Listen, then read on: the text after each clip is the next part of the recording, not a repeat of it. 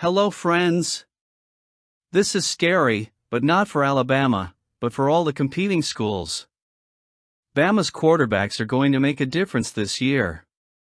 Want more Bama news?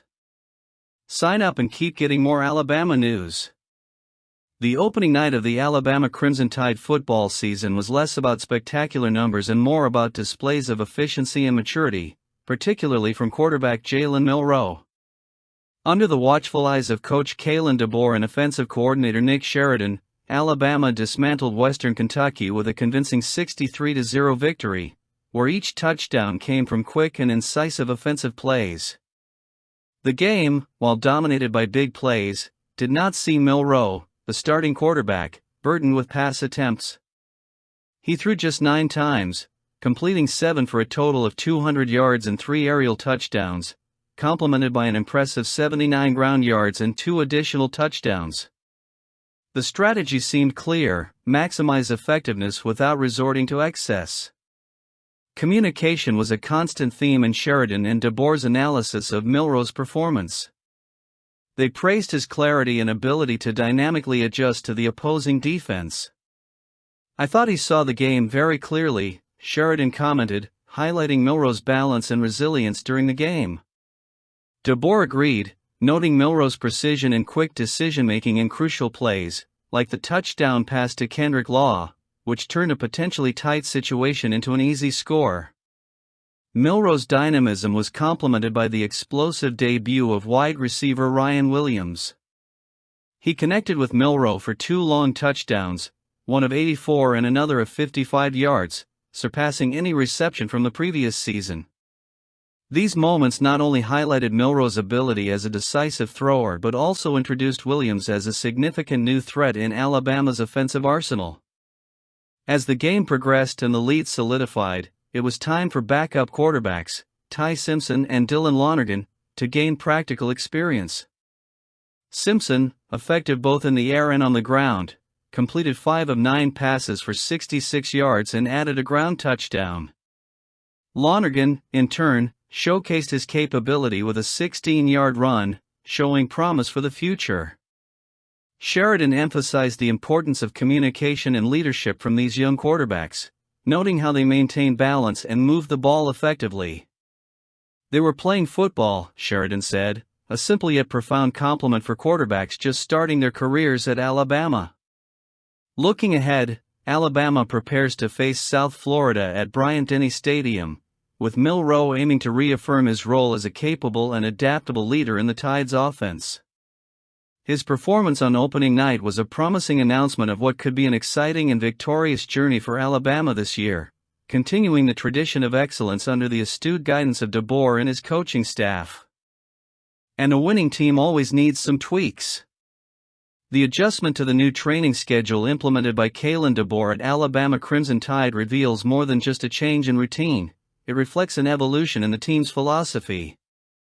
DeBoer's decision to conduct training sessions on Sundays, allowing players to take Mondays off, initially sparked skepticism among the athletes, accustomed to the previous regime under Nick Saban's leadership, which reserved Sundays for rest.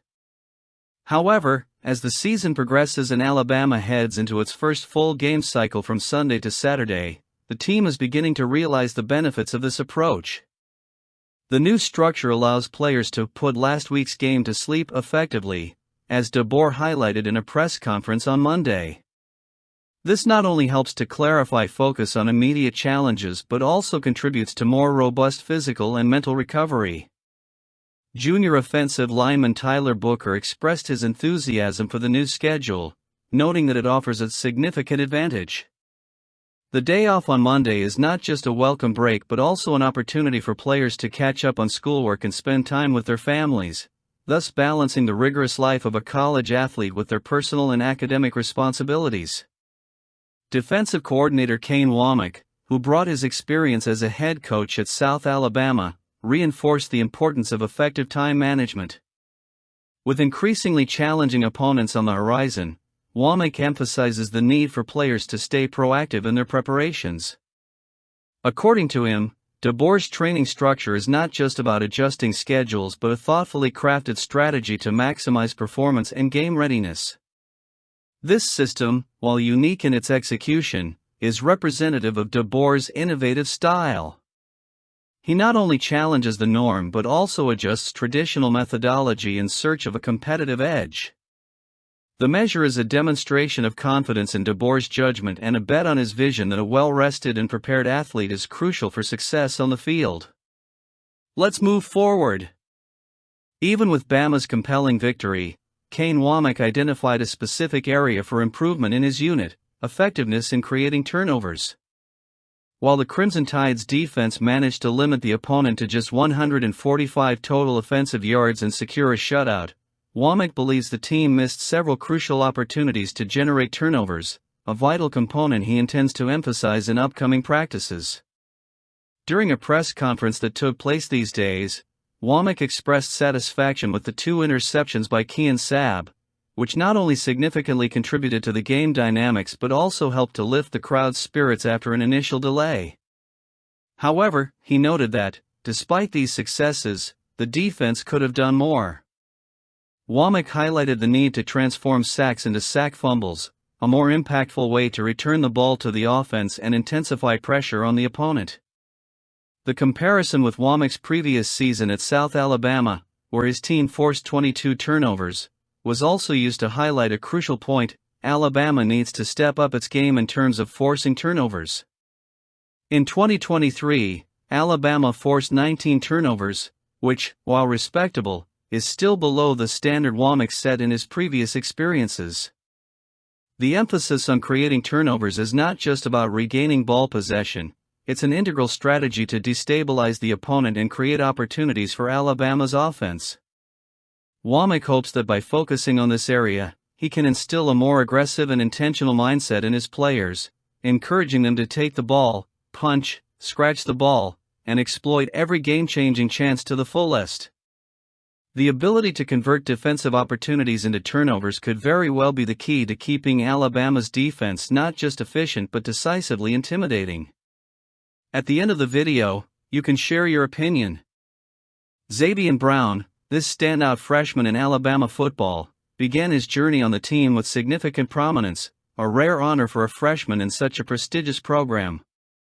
Since spring, Brown has demonstrated impressive consistency that set him apart among his peers, even amid strong competition from transfer players like Deshaun Jones from Wake Forest. His ability to maintain excellence in his fundamentals, his daily approach to training, and his quick problem-solving skills put him at the top of the list for defensive coordinator Kane Womack, who did not hesitate to start him from the first game of the season. Womack's confidence in Brown was well-founded, as evidenced in the season opener against Western Kentucky. Brown not only started the game but proved to be extremely effective on the field, allowing no receptions on the targets he faced, according to analysis from Pro Football Focus. This performance only reinforces Womack's decision, highlighting Brown's readiness and immediate impact on the Crimson Tide's defense. Domani Jackson, another starting cornerback and former teammate of Brown at Mater Dei High School in Santa Ana, California, also praised Brown's maturity and professionalism.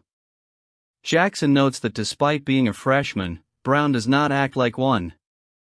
He approaches his commitments with seriousness and a work ethic typical of more experienced players, which undoubtedly contributes to his success on the field.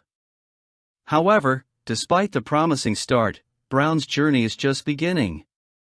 The level of competition will increase as the season progresses, and he will face even more challenging tests. Consistency will be the key, as pointed out by Jackson, and Brown will need to continue developing and elevating his game to meet the rising expectations and standards of the Alabama program. Womack emphasizes that the challenge for Brown and other young defensive backs will be to maintain a continuous elevation of their performance, adapting and responding to the pressures and challenges that arise throughout a demanding college football season. Brown's start at Alabama is a testament to his talent and potential. With the support and guidance of the coaching staff and the encouragement of peers like Jackson, he has all the tools necessary to continue his development and potentially become one of the main defensive forces for the Crimson Tide. One thing is certain, Bama's victory was different, and it wasn't very well received in Western Kentucky? Maybe not. After the game, Finley made some comments. Before the clash, Finley made statements on the Book It sports program, challenging Alabama's traditionally dominant image, suggesting that the team might not be as formidable as expected this season. These words, which he described as an acknowledgement that Alabama may not be who they think they can be, were perceived as disrespectful by the Alabama team, according to offensive guard Tyler Booker. Alabama's response in the game was unequivocal and devastating. With a 63-0 victory over Western Kentucky at Bryant-Denny Stadium, the Crimson Tide not only reaffirmed their superiority but also sent a clear message that any underestimation would be imprudent. Tyler Booker revealed that the team entered the field with a single goal in mind: to confirm that Alabama was still the feared powerhouse it always had been. "The whole purpose of the game was just to show that we are who we say we are," said Booker, noting that the team felt the need to prove its worth. Alabama's defense, in particular, stood out, with Kean Sabb intercepting Finley twice in the first quarter, undermining any momentum that Western Kentucky might have hoped to build.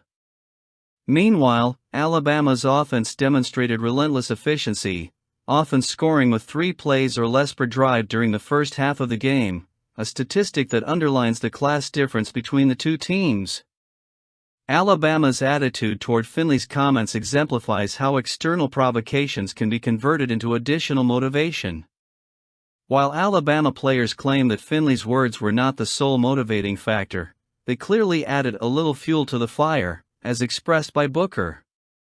This incident serves as a reminder to Alabama's opponents that any disrespect, real or perceived, can be powerfully used against them on the field, reinforcing Alabama's status not just as a giant in college football, but also as a team that takes deep pride in its identity and history.